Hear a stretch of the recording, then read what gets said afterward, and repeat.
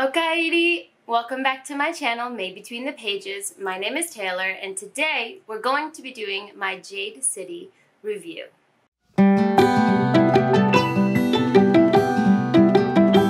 This video is going to have a non-spoilery section in the beginning and then a spoilery section at the end. I'll be sure to give you lots of warning, flashing lights, noises, to let you know when the spoiler part is starting. Okay, Jade City. Where do I even start with this review? I think a lot of booktubers are aware that when you love a book, it's almost harder to do a review than when you weren't a fan of a book, because you just kind of want to gush about it and say, oh my god, just everything, right? But I'm going to try to break this down into a couple main themes. Before I get started into those themes, though, let's talk about the setting of this book.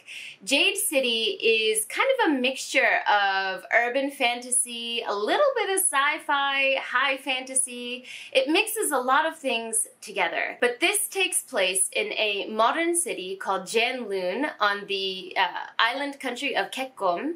And it's inspired by Asian cultures, a mixture of many different Asian cultures. In this story, the city of Janloon is run by gangs, or as they're called in the book, clans.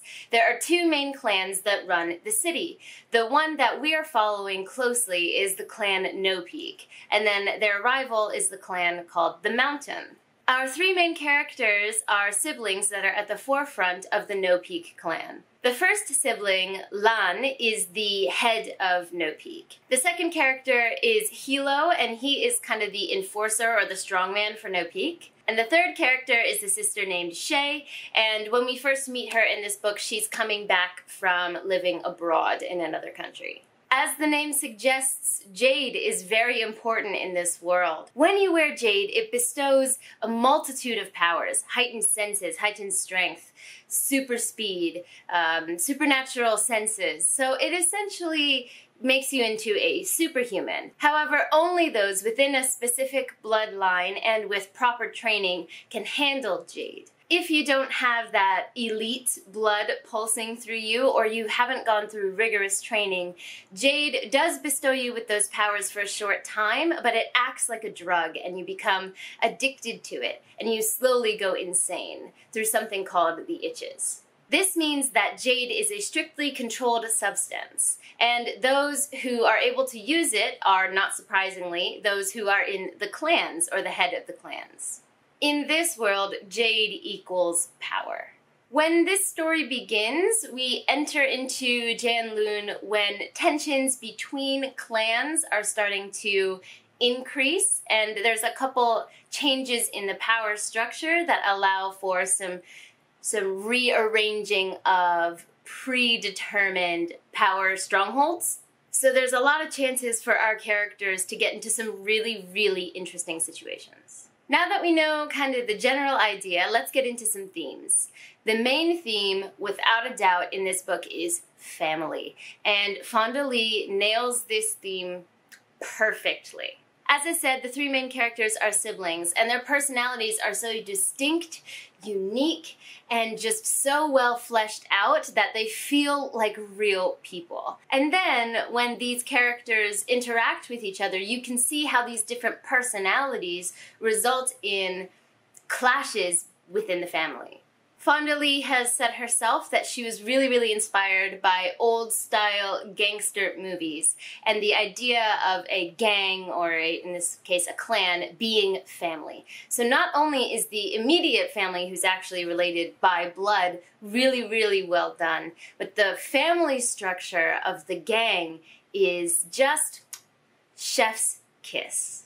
Fonda Lee really explores the idea of found family in this story, as well as a blood-related family. Is blood thicker than water? Is being a family contingent upon having the same goals and working towards the same thing? Those themes are really, really well explored through the actual blood family dynamics and the familiar structure of the clan. That flows really nicely into the second theme that I picked up on in this book, and that is respect. As I just mentioned, the clan is like a gigantic family structure, but entwined within that is a demand for respect. You do not disrupt the chain of command, and there are extreme consequences if you do. I also mentioned in the beginning that this book is set in an Asian culture-inspired world, and Fonda Lee takes elements from real-life Asian culture and integrates them into this world so amazingly well. And one of the things that she integrates fantastically is the aspect of respect in Asian cultures. For those of you who don't know, I live in Japan. Obviously, I'm not Asian myself, but I have lived in Japan for quite a few years now, and I've been in and out of this country throughout my life. Also, my fiance is Japanese, and I'm very blessed to have friends from different Asian cultures around the world. So when I was reading this book, I saw so many fantastic moments that I recognized from living in an Asian culture. There were overt things, such as having to attach a suffix or an honorific to the end of someone's name, again, especially in the power structure of the clan. But there were more subtle things, like there was one point where, I don't remember which characters it was, but a character had come over for a meeting with another character, but the host person didn't offer that person tea. And that subtle kind of slight is a big deal in Asian cultures, because when someone is invited over, or even if they come over for a meeting, the least they can do is provide you with tea. There's this one nursery school that I teach at, and even if I'm there like 2 minutes before my class, the principal will make sure that she serves tea in front of me before I leave, even if I don't have time to drink it. It's just the act of providing that service. And the lack thereof in that instance was well understood by all of the characters in the room and by myself. I was like, oh shit, she just got dissed. There was also a scene where there was a standoff to see who would sit down first, and that also has a lot of significance in traditional Japanese culture and maybe other Asian cultures as well, where, you know, whoever sits down first really helps establish the power dynamic in the room. There were also a few instances where Fonda Lee mentioned saving face, which is a huge, huge deal, at least in Japan. Saving face means to avoid being embarrassed or humiliated in a situation that doesn't look good for you. And there are several instances of that well integrated in this book as well. To branch out from the respect aspect of Asian culture influences in this book and just talk about a couple other things that I loved in here. In Japan, there's a tendency when you succeed at something to not directly accept praise for that thing. So in America, if you do really well in a sports game or something, someone might say, oh, great job, and you're like, oh, thank you, you know, I worked really hard. But in Japan, that's typically not the response that they would give. If you say, oh, really good job, you know, with that sports event, the person might say, yeah, well, you know, the other team had an off day today. Or, you know, oh, no, I'm not that good. I just had a lucky day. So it's very typical for a Japanese person to brush off that type of compliment in that way. And that was also present in this book. And I just loved the way that that was so naturally integrated. Also, to go a little bit back to the familial love aspect here, characters here show they love each other by small gestures, not by overarching dramatic I love yous, and that's also really, really consistent with Asian culture. The last thing I want to touch on in the Asian influences part of this review is xenophobia and how well Fonda Lee explores this with such nuance and depth and showing all sides of the issue. I just adored it. As I mentioned earlier in this review, bloodlines is really important to the actual use of jade. So that leads to people really, really guarding their relationships, their familial relationships, and who they're allowed to marry or have children with.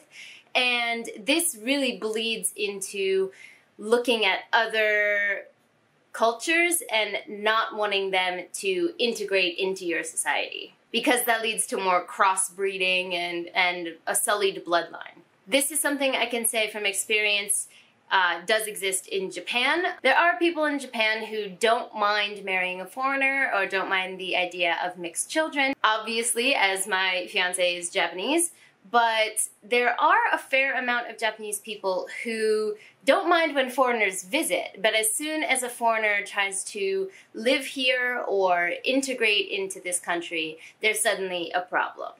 Or they're okay with people they don't know being involved in those relationships, but as soon as it's someone in their family, that's where the issue pops up, because whoa, wait, we can't be mixing our family. And I saw a lot of those parallels done really well in this book, because there are plenty of other countries who are involved, which we'll get into in a moment, but there are plenty of other countries involved in this story, and Janloon is a growing industrial city, so more foreigners are coming onto the streets here.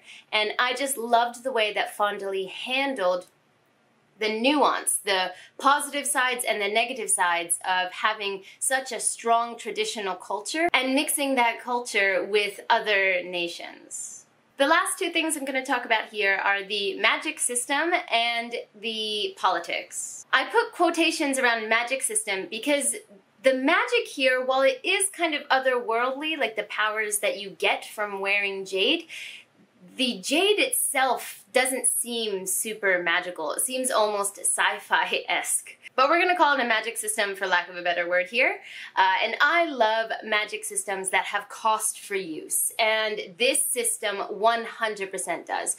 You have to treat jade with respect, and you have to only use what you are capable of using. Otherwise, the backlash is going to be devastating. And I love that kind of ranked system and how you have to work hard to be able to use it. In this world, as far as I've seen so far, you can't just wake up and suddenly have the power. There's a lot of effort that has to go into cultivating it and to being able to harness it to use in your life. And the fight scenes with Jade are just so cool. Fondly has said many times that she was really inspired by old-style kung fu movies, and she herself is a black belt. I'm not sure in what martial arts, but she does have lots of fighting experience, and you can tell when you read these fight scenes. They're so well done. You can picture them, you know, blow by blow, and you're just stuck to the page the entire time. So I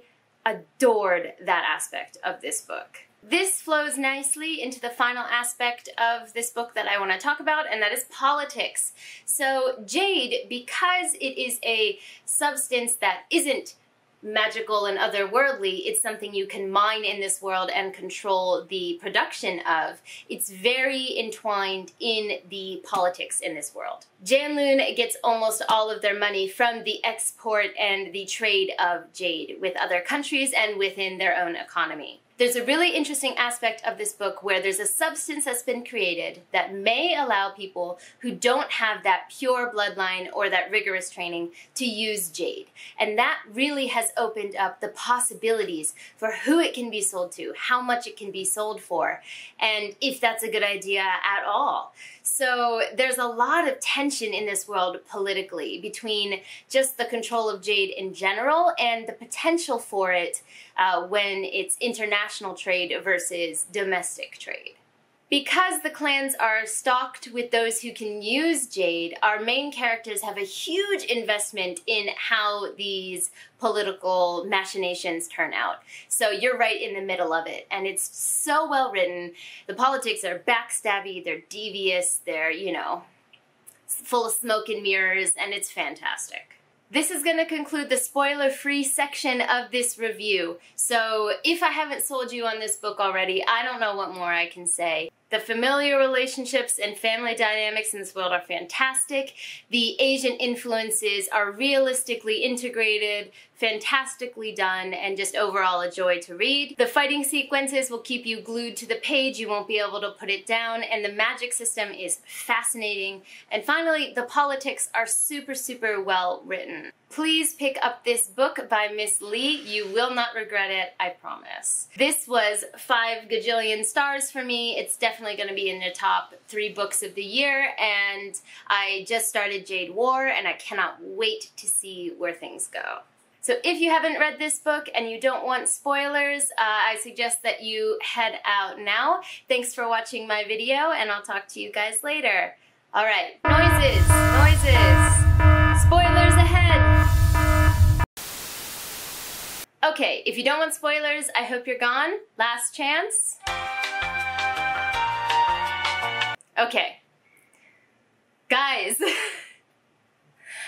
this book, oh my god. Lan was my favorite character. Do I have to say more than that? He was my favorite, and then halfway through this book, she ripped my heart out. Finally ripped my heart out. I cried in public. I was at the beach, reading this book, minding my own damn business, enjoying myself, and then Fondly kills off my favorite character. Guys, and the way that he went...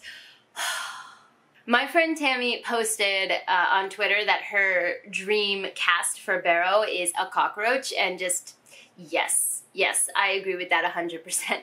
I know that he's necessary for the story, but God, that scene destroyed me. The only person I hate more than Barrow is Doru. Doru can go choke, seriously. That man is infuriating. And I really hope he meets a gruesome end, but I feel like that would be really kind of Fondly, and she might not give that to us.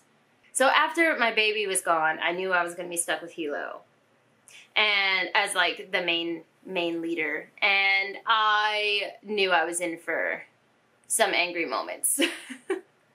I know some people love Hilo, and I can understand why, because he's very dynamic and he's a really intriguing character. But for me, he's just so arrogant, and the way that he treated Andon, when Andon made the choice to live his own life and do his own damn thing, the way that he treated him in that moment, I was like, no, we do not do this. So Hilo is like a love-hate relationship for me. Sometimes he does something, I'm like, yeah, that's badass. Like, I gotta admit that. And then sometimes he does something and I'm like, can we not? By the end of this book, though, my favorite character 100% was Shay. Shay has just wormed her way into my heart, and I feel like she's a real person and I want to talk to her. As someone who's lived in multiple countries throughout their life and who has made life choices that don't necessarily follow the prescribed pattern that you should take according to society, I really enjoyed seeing her growth through deciding to do her own thing and then deciding what's important to her, and in the end making a decision that made her happy. Even though she was kind of coerced into that decision, she's really hitting her stride now, and I just love to see it. Especially now that those previous experiences she's had outside in other countries are helping her to succeed where she is now. Yes. I also love how Mada is such a realistic villain. Like, when she was talking with Shay on that one-on-one in the temple, I was like, but wait though, like, she's not wrong. And I think that's the sign of a really good villain. Like, if I hadn't become so attached to the characters that we were from the perspective of, like if I wasn't so on Shay's side in that moment, I might have switched sides because everything made sense. And I was like, girl, you get it. You go after your legacy, you know? I love when the bad characters really have a good point because it makes you think as a reader. So that's another aspect of this book that was just, yes, all the yeses.